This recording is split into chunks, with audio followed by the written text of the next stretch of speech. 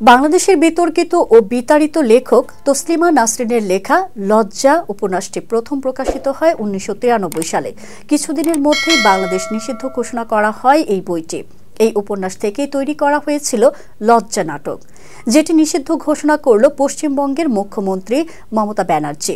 সোমবার বিকেলে এক ফেসবুক স্ট্যাটাসে বিষয়টি নিশ্চিত করেছেন এই লেখক নিজেই, যেখানে তসলিমা লিখেছেন, মমতা ব্যানার্জি আজ আমার লজ্জা নাটকটি পশ্চিমবঙ্গে নিষিদ্ধ করলেন। গোবরডাঙ্গায় আর হুগলির পানডুয়ার নাট্য উৎসবে লজ্জা নাটকটি মঞ্চস্থ হওয়ার কথা ছিল।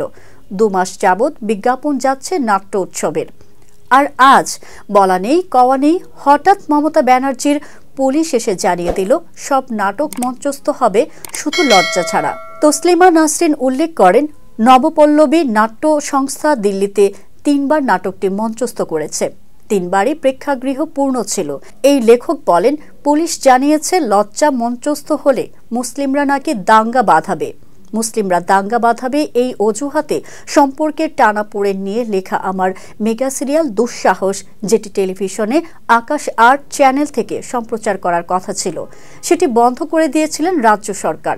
লজ্জার ঘটনা বাংলাদেশের, কি কারণে পশ্চিমবঙ্গের মুসলিমরা বাংলাদেশের ঘটনা নিয়ে দাঙ্গা বাঁধাবে আমার বোধগম্য নয়, জানান তিনি।